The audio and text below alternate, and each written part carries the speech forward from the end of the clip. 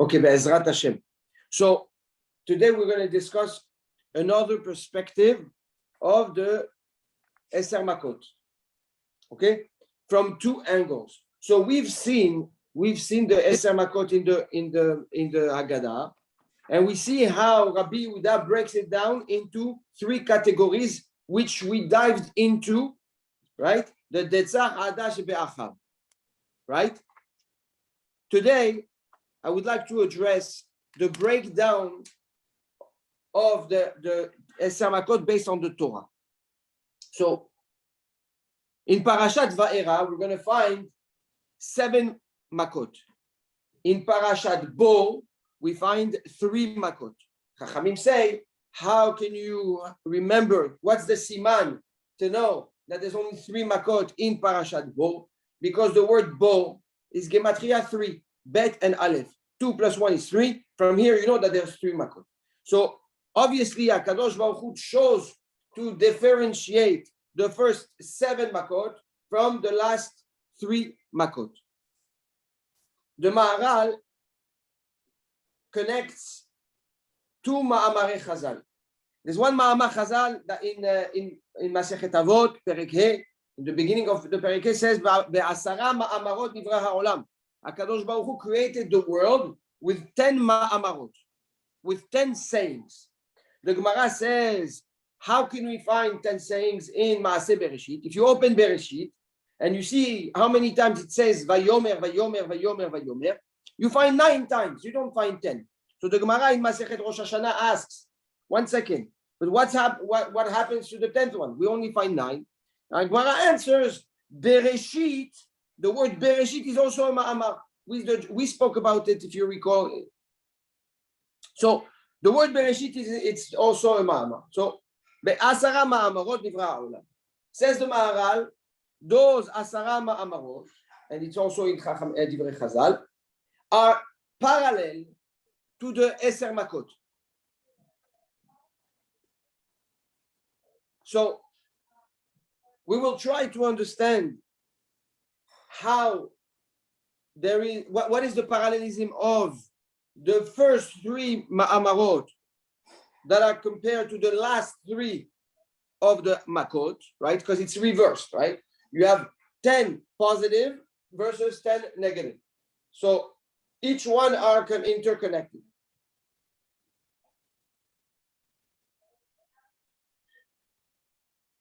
The first Ma'amar is the word Bereshit, we said, right? Compared to the last Makkah, which is Makat Bechorot. What's very interesting is that David HaMelech, how does he call Bechorot? The Pasuk in Tehillim says, Vayach kol Bechor b'Mitzrayim, Reshit Onim. He calls the Bechorot Reshit Onim, with an Aleph, Reshit Onim. Be'aholecham. So David HaMelech calls the Bechor Reshit, right? The Bechor is the first, right? So we find that the title of the Bechor is Reshit, keneged the word Bereshit. What's interesting is that there is a question we need to ask. Why the Torah didn't use as one of the 10 words, Bereshit, as the word Vayomer? Why does he have to use the first one as Bereshit? Just say it's Vayomer Hashem, Bereshit bara Elokim et hashamayim et haaretz. Right? Vayomer, why a difference in the words? The word Bereshit is the creation of a party you actually can talk to. In the beginning, Hashem was alone. So there was nobody to listen to him. When you talk, when you say Vayomer, when you say something, you're talking to someone. In the beginning, Bereshit, there is nobody to talk to. So the essence of the word Bereshit is the creation of a counterparty that HaKadosh Baruch Hu can actually communicate with.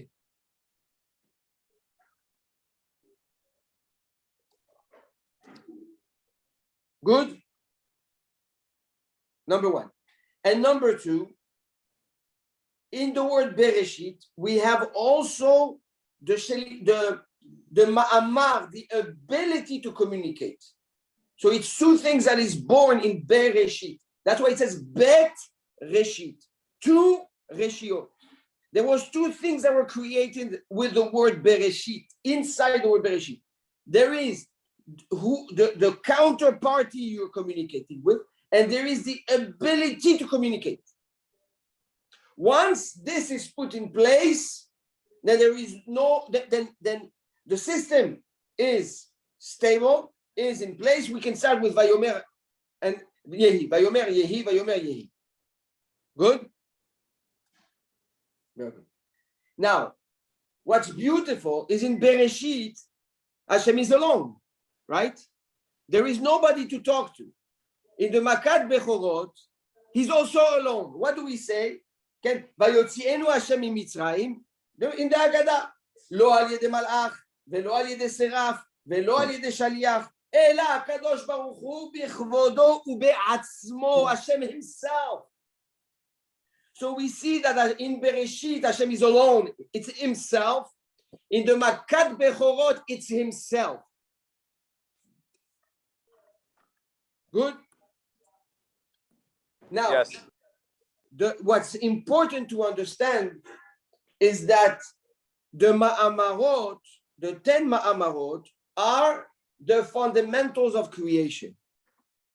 When a people, or Chas v'Shalom an individual, break the rules of these foundations, there is a reaction, midah keneged midah, that will come into place in nature to rebalance the breaking or the damage that was done by that people or by that person. We see it. Hashem put in place Bereshit. There was damage done by Mitzrayim. HaKadosh Baruch Hu brought Bechorot, Makat Bechorot. That's the first ma'amar against the last Makkah. Then let's go the second ma'amar. Vayomer Hashem yehi or, vayhi or. Right, the second ma'amar.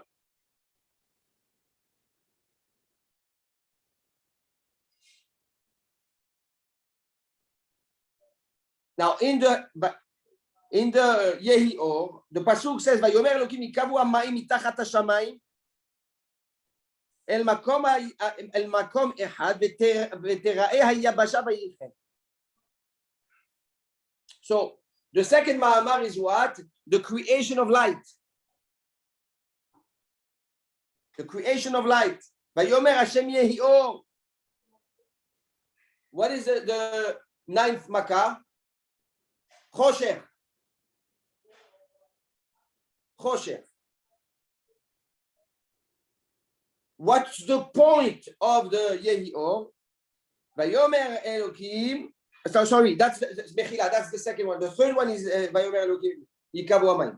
So what's the purpose of the Or? The purpose of the Or is to be able to give clarity and wisdom to humanity. Hashem saw that the Reshaim can use the Or that Hashem brought to the world. He ganazota. He kept it for himself, so that the tzaddikim can benefit from it. So we're not talking about just light. The same way Choshech was not just the absence of light, it was an essence, a heavy essence that came down upon Mitzrayim. It was the midah keneged midah of the Or of the tzaddikim, of the Or of Maaseh Bereshit. Here we're not just talking about light and absence of light that results to darkness. We're talking about a spiritual light that will be kept for the tzaddikim and a spiritual heaviness of darkness that was brought upon Egypt. And that is the tikkun of all the bad deeds and actions Mitzrayim did that resulted to the darkness, in order to do the tikkun of what Mitzrayim did to the light in Yom Sheni of Maaseh Bereshit. The beauty is what? Ulechol bnei Israel haya or b'moshevotam. While there is tremendous darkness and something crazy happening upon Mitzrayim, we find that Am Yisrael had light. Chachamim say, which light was that? It was the light of Yehi Or of Maaseh Bereshit. So once again, we find a parallelism, direct parallelism between the second Ma'amar and the ninth Makkah. The third one, ויאמר אלוקים יקבו המים מתחת השמיים אל מקום אחד ותראה בשמיים ויחן. Right? All the waters of the sea gathered together.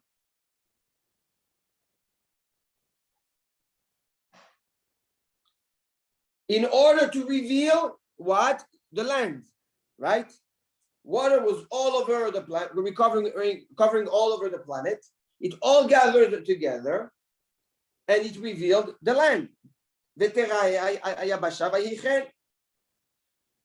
What is the eighth Makkah of Mitzrayim? It's Arbe, Makat Arbe, right? Arbe is the grasshoppers, right? Grasshoppers.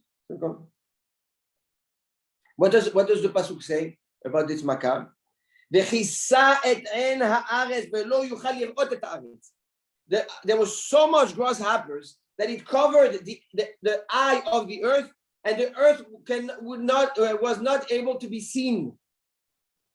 So on the third Ma'amar, Hashem reveals the land, and because of the actions of the Misraim, the Makkah he sends army that covers the land. Good. These are the three Makot we find in Parashat Bo.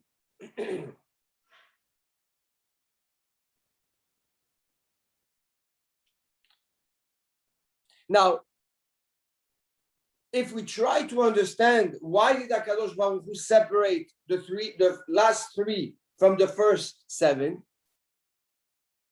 well, it's because in the Ma'amarot, the first three represent the Mohin, the brain, the head, and the seven represent the actions, the Midot. We know that in the Sefirot, we have 10 Sefirot. The first three are Keteh Chochma Bina or Chochma Bina Da'at, which is the head, representing what is called the Mohin, the brains, the intellect. And then we have the seven others, Chesed, Gevurah, Tiferet, Netzach, Hod, Yesod, Malchut, that are the actions. Those are two Ma'arachot, those are two systems that are fully independent from each other, but that need each other in order to bring out the true potential of a person. What does that mean? You can have a lot of thoughts, you can have a lot of clarity, but that doesn't mean you're going to be actually doing it, right? You can have a lot of concepts, a lot of ideas, a lot of vision, a lot of thoughts, a lot of clarity. You can be extremely analytical, but that doesn't mean you're going to come into actions. This is the Mohin. The actions, the Midot, are motivated by two factors, by one midah, which is called ahava and sin'ah, love and hate. What does that mean? If you love something, you will force yourself to get it. You will force yourself to do it. If you hate it, no matter what happens, you will not do it. So we find that the motrix, the engine, the motivation of the actual actions of the seven midot is love to be proactive, hate to refrain yourself and not do something. What brings the two together? Again, just spectacular, is the dibur, what we learned this week. The dibur, the lashon, right, the ability to speak, is what brings the intellect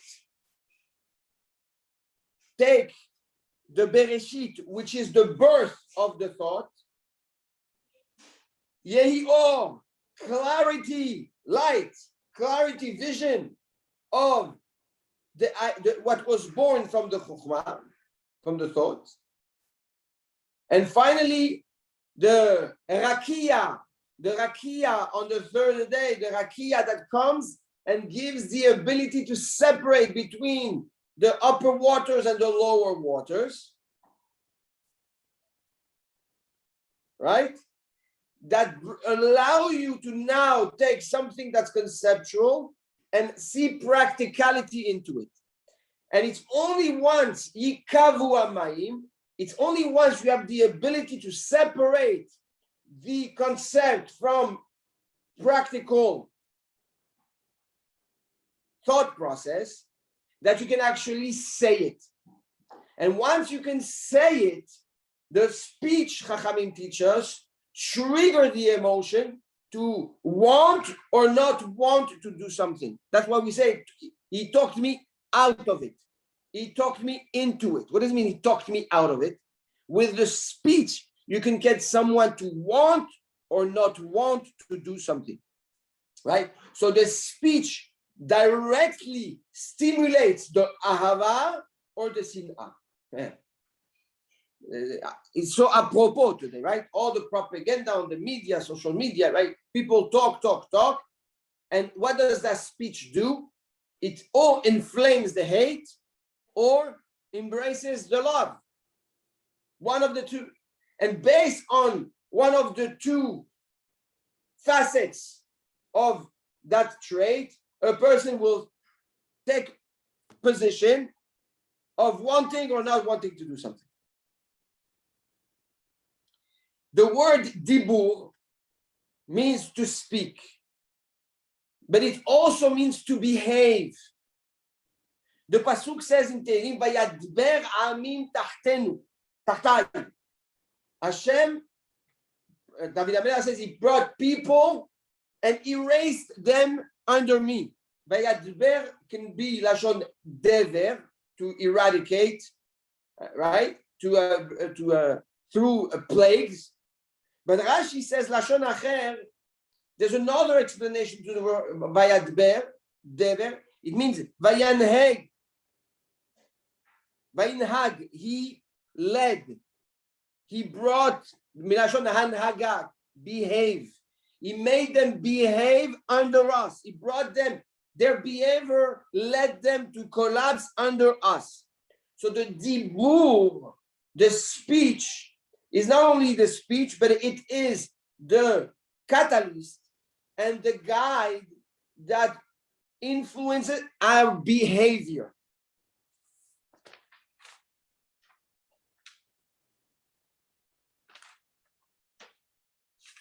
So,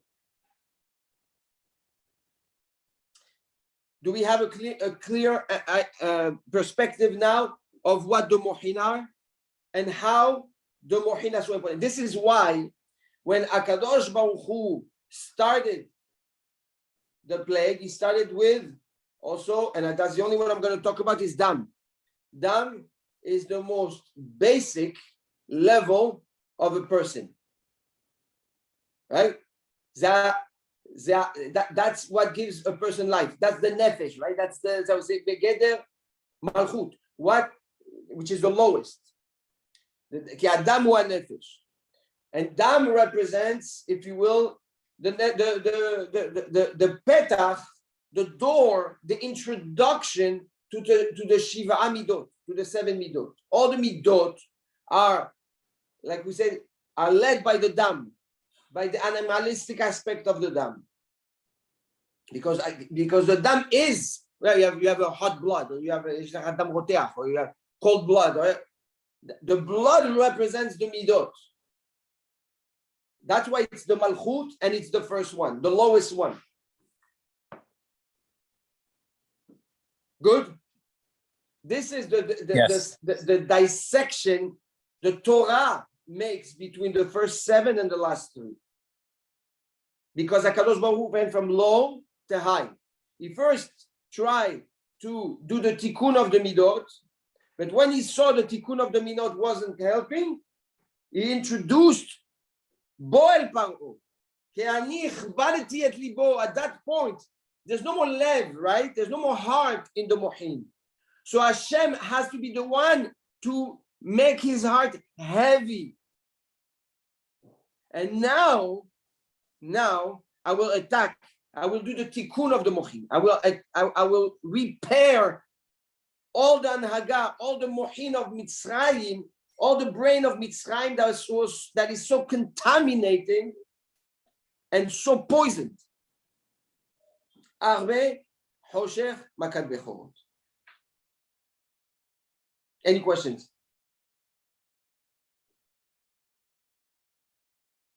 I'm good. Okay, very good. Last but not least, there is a minhag, a segula, to read a Dvar Torah written by Rav Shimshon Me'Astropoli. Rav Shimshon Me'Astropoli was a very big Mekubal, very big Kabbalist. And in one of his Dvar Torah, he breaks the code of something that Arizal wrote, where he reveals, and it's focused on this portion of the Agadah, Elu eser makot she'evi HaKadosh Baruch Hu ala mitzvah Yisrael ve'lu'en od makot, Rabbi Yehuda Omer. And it goes all the way until the drashot of Rabbi Eliezer, of Rabbi Akiva, right? And we're gonna I want to focus on the first part of it, because there is a tremendous kavanah that we need to have Beleil Seder when we actually do the Eser Makot. I will not go into the text of the Arizal and into the intricacy of the message, but I'll go into the bottom line, okay, of the revelation. Right? If you take the gematria of every word of the 10 makot, dam, tzefardea, kini, marov, dever, and you write it exactly the way the Torah writes it, not the way it is written in the Haggadah, you will see that the gematria is 3,280. I'm sorry? Which number? 3,280. What is the significance of 3,280? Well, we're going to get there in a second. There are 3,280 angels that are sent from HaKadosh Baruch Hu to do bad to the world, or what it looks bad to the world. It's called Mal'achei Habala. Angels, it's like I don't want to say they're called angels of death, but there are angels of din. When Hashem wants to send something bad to the world, there are 3,280 of these angels. Incredibly enough, the gematria of all 10 makot is 3,280. Okay? Now, they sit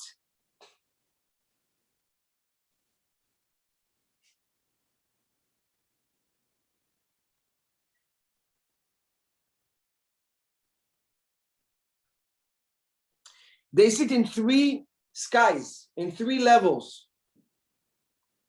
One sky that is called Shara, Shin Resh Ayin.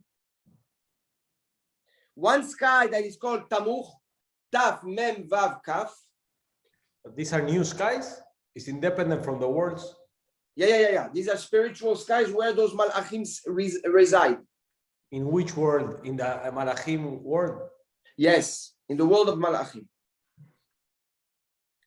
So the second one is called Tamuch, Taf Mem Vav Kaf. And the third one is called Bishha, Bet Yud Shin He Aleph. Good? The first one was called? Ra'ash. Shara, Shin Resh Ayin. Good? Now look at the words in the Haggadah. The Maal Haggadah writes, Elu eser makot, she'evi HaKadosh Baruch Hu al HaMitzrim b'Mitzrayim, right? Elu eser makot. Here are the 10 makot that HaKadosh Baruch Hu brought on the Egyptians in Egypt. Okay. He could have said, Ve'hamakot, and the makot are dam sefer de'akidim. What is this introduction? So look at this. Elu, eser is the otiot shara. The word makot is the otiot tamuch. Wow. Shehevi, the otiot bishha. Elu, here are the 3 skies that are she'akadosh baruch hu triggered and brought down al hamitzrim. It doesn't end here. Al hamitzrim. There is one ruler over those 3,280 angels that is called Dalet, Lamed, Pe, Kuf, and Tet. Okay? And these are the Dalet, Lamed, Pe, Kuf, and Tet. Okay? It's not a name we're allowed to say, because it's one of the name of the angels. But if you look at the letters Al HaMitzrim, the letter before the He is the Dalet, the letter before the Mem is the Lamed, the letter before the Tzadik is the Pe, the letter before the Resh is the Kuf, and the letter before the Yud is the Tet. Since we're not allowed to say it, the Baal HaGadah hid the name of the minister of all those angels is behind the word HaMitzrim. And who are the angels that came down? Dam, Sephardea, Kinim, Arov, Dever, Shechin, 3,280. Wow. Oh, wow, I need a minute. That is wild.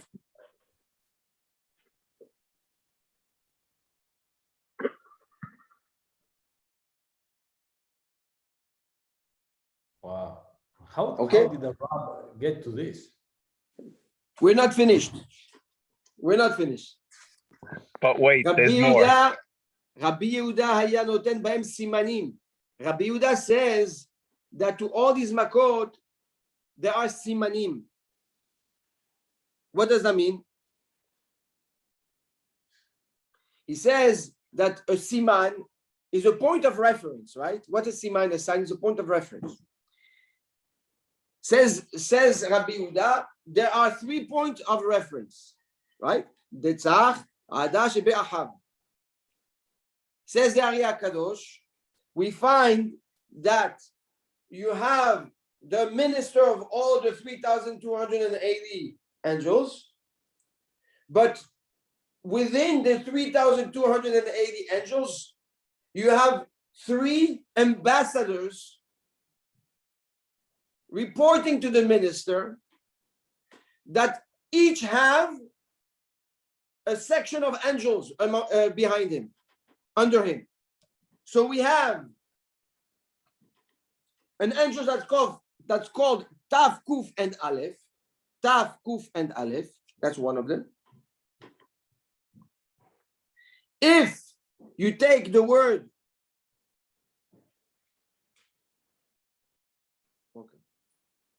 Detzach, no, I'm not going to go into all the things, but anyways, if you take the word Detzach, Adash Be'achav, right, the Gematria is 501. Detzach, Adash Be'ahav, you will see the Gematria is 501. Keneged the Malach Taf Kuf Aleph.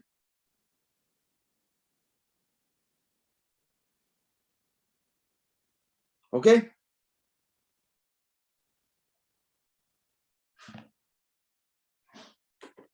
Tov.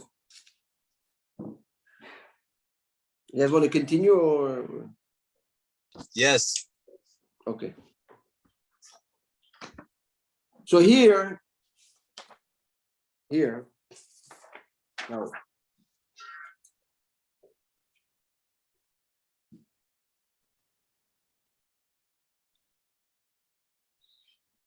if you take this word, these three words, Detzach, Adash, Be'ahav, you will see there are the three names of HaKadosh Baruch Hu that he used in order to save us out of Egypt. The Ari HaKadosh says the following.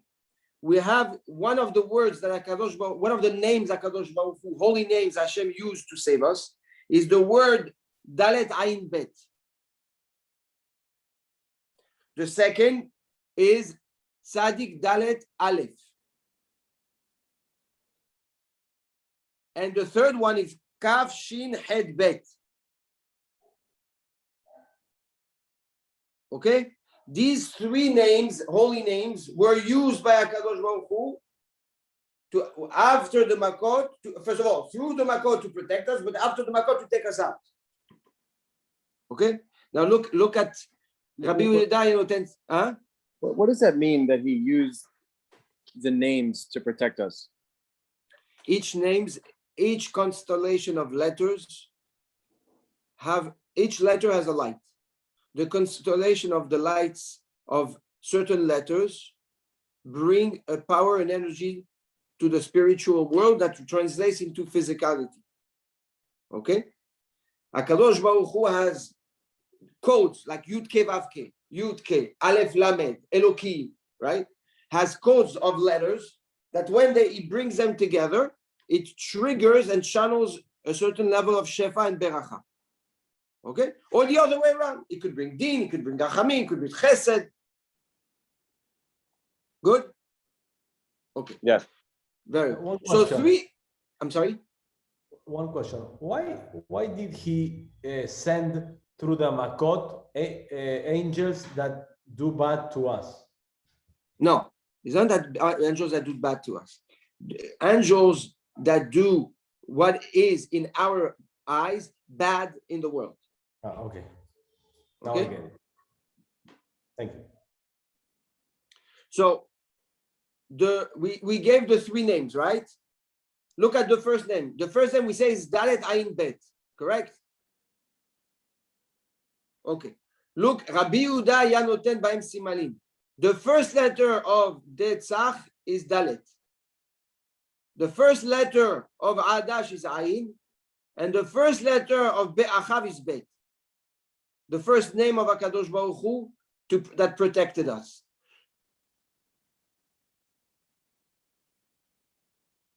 Good? The second is Tzadik Dalet Aleph. Tzadik, the second letter of Detzach, Tzadik. Yes. Sorry. The second letter of Adash, Dalet. Second letter of Be'achav is Aleph. Second name of HaKadosh Baruch Hu. And finally, the third name, right? Which is, voilà. And those are names in the 72 names. Those three are part of the 72. Not all of them. No.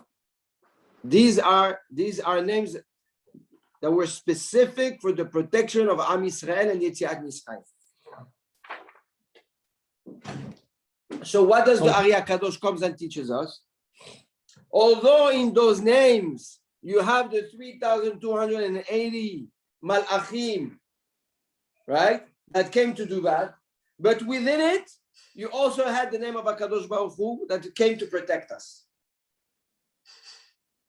So we see how, even though we have, or we see destruction, there is hidden in it Shmira, names of HaKadosh Baruch Hu, the protection of HaKadosh Baruch Hu within the actual Makkah.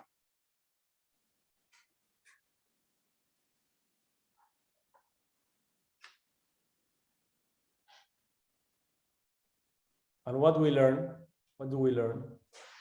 Now, going back to the original messages, we see that first of all, when a person does something, HaKadosh Baruch Hu has in place a system. If it's not good, it needs to be rectified in order to be good. HaKadosh Baruch Hu needs to keep a balance in the creation, right? So sometimes we understand the message, sometimes we don't understand the message. That's number one. Number two, when HaKadosh Baruch Hu needs to send a message upon a person or alenu or upon a people, Magdim Hashem terufa la-makah. He brings the makah, but with the makah, he brings the refuah. The refuah being, if you are ready to heal yourself and not stay sick, with what I'm bringing you, I'm curing you. So there is nisayon. Although there was choshech on Misraim, there was light in Bnei Israel, amongst Bnei Israel. Let's not forget that 4/5 of Am Israel never made it out of Egypt, meaning that there was 4/5 of Am Israel that did not believe in the Moshe Rabbeinu, in HaKadosh Baruch Hu, and in the refuah of the Makot, and fell with the koach of the 3,280 malachim that were sent to destroy Egypt. Rav, why do you think it's not mentioned in the actual Torah that 4/5 didn't make it out? It's a very good question, but I think the Torah is very careful. At least most of the time, the Torah is very careful to not to beshame us. And also, I mean, you could, if I want to be blunt in what the Torah says without the midrash, Chamushim ben Israel yatzu Mitzrayim. Chamushim is the 5th. Am Israel came out the 5th. It's black and white. Right. Right. If I want to be blunt, but if you want the midrash is that how can HaKadosh Baruch Hu openly speak about the loss of 4/5 of his own children? Right, I understand. So now there's much more to what the Arizal and Rabbi Shimshon Miastropolien reveal in the Dvar Torah that he wrote. But for now, I think this is what I wanted to really focus on. Now we have, Baruch Hashem, 3 beautiful perspectives on how to read and learn the Eser Makot. We have the Eser Makot broken down based on events of the Torah and how Rabbi Yehuda saw it and reorganized it. We have the Eser Makot broken down based on the Parashiot 7 and 3 and what it actually represents. And then we have Al Pi HaKabbalah, the revelation of the Arizal and Rabbi Shimshon Me'Astropoli that comes and shows us that it's not only words chosen and it's not only simanim, but there are a lot of Kabbalistic revelations here that we need to be aware of. Now, I'm just going to open a parenthesis. There's a known thing that is brought in Kabbalah Ma'asit, yeah. That and I'm disclosure not to do it, not to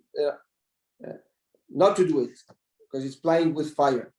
But the minhag of all of all Batei Israel is after we do the makot, right? We pour wine, which is midat adin, and then we put a little bit of water to neutralize the din, right? And by the way, the secret behind it is that in every makat there was the refuah, dam, tzefardea, kinim, going back to the 3 names of HaKadosh Baruch Hu in each one of them. After that, what do? We go and we pour it in the sink or in the bathroom and we flush it out. Okay, why? because there is all those malachim in that vessel. By saying it, right, you bring down those malachim, the koach of those malachim, and you neutralize it, and you neutralize it, and you neutralize it. So what we're doing is, if you will, in that cup, in that vessel, you have all the 3,280 kochot of the malachim, plus the koach of the three names. Okay, depending on how you will use that wine, if you have it at your in your hands, can be extremely dangerous. Meaning, if there is chas v'shalom, a person that you want to get rid of, a person you want to push away, or whatever it is, Kabbalah ma'asit, you take off that one, you pour it in front of that person, door, house, or whatever it is, and lo alenu, all that koach of those angels come around upon that person. that's right. I'm saying it clearly not to do it. It's not a joke. It's no mischak. Aval a lot of anyways. Al pi Kabbalah ma'asi, if somebody needs to get rid of someone or of something. Once I told the person, look, I have a problem with one guy, and he told me, look, I tell you something. I have from Pessach. If you want, I tried it and it worked. It I works. said, no. He put it to a neighbor, and the neighbor moved from the building. Yeah. Oh my Yeah. God. No, bemet. And I said, close person. So it's not Yeah. So I'm be not careful, going that's to what do it. I am telling you the story. It's an old guy because That's So- crazy. If any tenant holds over and doesn't leave, I'm gonna put it on the Yeah. doorstep. Adam, we may need scared that of one. doing it because if it breaks, if it goes, it's dangerous. Yeah, Alenu, yes. If you lose it, if it drops in the house, Hashem Yishmo. Somebody, chaz v'chalila, somebody drinks from it, Hashem Yishmo. Okay. Yeah. So we don't. That's why. Tamim ti'im Hashem Elokecha. You have to be pure with Hakadosh Baruch Hu. You have to have emunah. We don't hold back. We throw it v'chalas. We don't want to have anything to do with it. Okay. B'siata tishmaya. Okay. Now we finish the 10 makot, and we have 3 drashot. And with this we're going to finish. We have Rabbi Yehuda, Rabbi Yossi HaGalili. Okay, we have Rabbi Eliezer, and we have Rabbi Akiva, and each one will learn from the pasuk how many makot were within the makot. So, for example, Rabbi Yossi HaGalili אומר, מניין אתה אומר שלקחו המצרים במצרים 10 מכות, ועל הים לקחו 50 מכות. How do I know from the 10 makot in Egypt that in Kriyat Yam Suf, the Mitzrim that were left were hit with 50 makot? How do we know that? So there is a pasuk. Because we say, during the makot, it says, the finger of Hashem was brought upon us. And in the Kriyat Yam Suf, what does he say? Hashem saw the hand. So in Egypt, we talk about the finger. On the Kriyat Yam Suf, we talk about the hand. So what do we see? It's 5 times more, right? So so says Rabbi Yossi HaGalili, if one figure in Hashem hit Egypt with finger, how many fingers? 10 fingers, because there's 10 makot, right? So if it's for each finger there was a makah, and there was 10 makot in Egypt, in Kriyat Yam Suf, it was a hand. So if it's a hand, it's 50 times 5, right? That's what Rabbi Yossi HaGalili says. Then we have Rabbi Eliezer. He says, wait 1 second. He says, who told you that in Egypt there was really 10 plagues? Who said that? He says, I will prove you that there was 40 plagues, 40 makot in Egypt. And according to your Heshbon, if there was 4 for each finger, and there was 40 in Egypt, that means in Kriyat Yam Suf we had 200 times 5. Right? And he says, how do I know that there was 4 makot in Egypt and not per makah and not 1? He says, because the pasuk says, Yeshalach bam haron apo evra v'azam v'tzara mishlachat malach Elohim. It's a pasuk in Tehillim.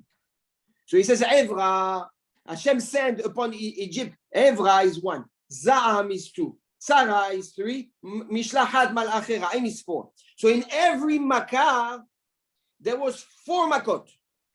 So 10 times 4 is 40. Yad is 5 times 40. 4 times 40 is 200. Good.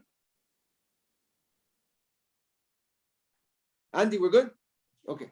50 times 4. Yeah, 50 times 4. Yeah. Yeah. Rabbi Akiva comes and says, I read the pasuk.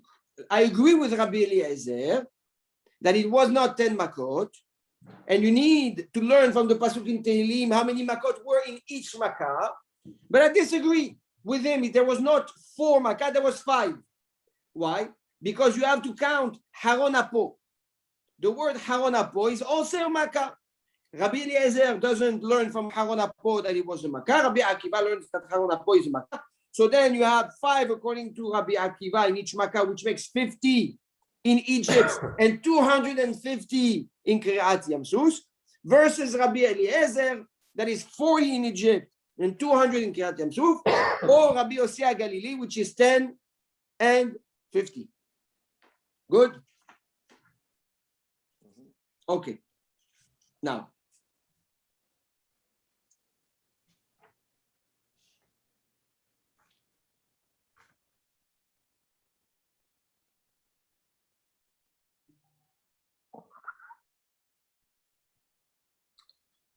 I need to do it.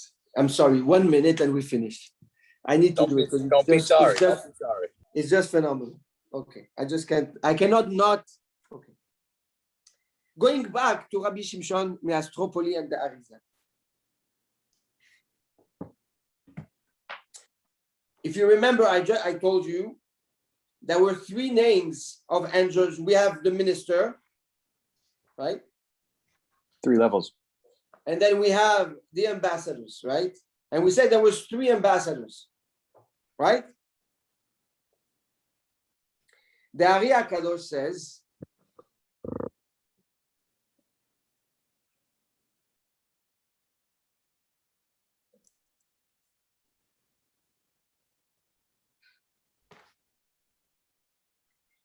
one of the names that Hashem used for the first, of the ambassador that he used for the first makot was the name Shin Pevav.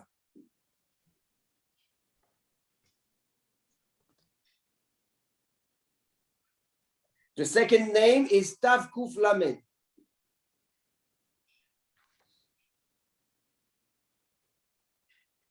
And the third name is Aleph Shin Tzadik He.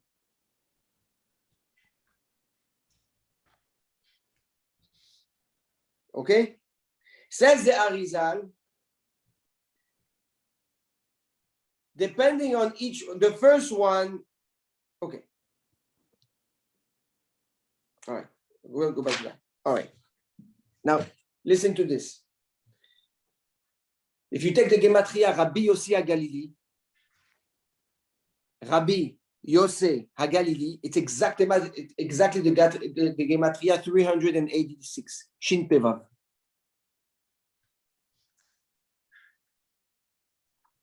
If you take the Gematria Rabbi Eliezer, it's exactly the Gematria Tav Kuf Lamed, 530. And if you take the Gematria Rabbi Akiva, it's exactly the Gematria Aleph Shin Tzadik He Makolim. Wow. Wow. Wow. Says the Arizal, the Baal HaGadah, when he tells you Rabbi Akiva, Rabbi Yossi HaGalili, Rabbi Eliezer, he's referring to the three ministers that inflicted different types of makot upon the Egyptians.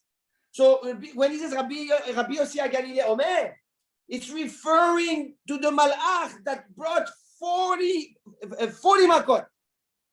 Sorry, Eser makot. Rabbi Yossi HaGalilei is Eser makot. Rabbi Eliezer, 40 makot. Each malach had the power to intensify the makot within each makah. So they're all correct. They're all correct. They're all correct. It was a level of intensification. From here, again, what we see from that, a beautiful point that Adam you bring in. When you learn, you think mahloket. Mahloket Rabbi Akiva, Rabbi Eliezer. Who's right? There was 10 or there was 40. If there's 10, there cannot be 40, right? But now you see Al Pi Asod that what you read is not what you read. And it can be, because within one there's another one. Each malach has his own bechina. Each malach has his own ability.